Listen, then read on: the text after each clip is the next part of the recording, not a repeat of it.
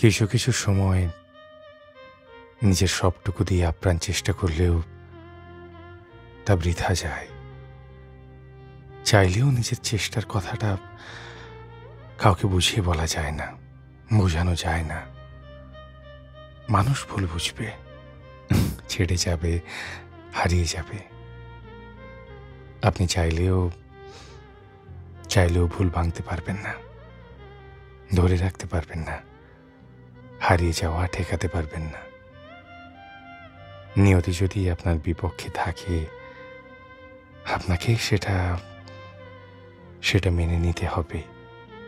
আপনি শত চেষ্টা করেও নিয়তি বদলাতে পারবেন না।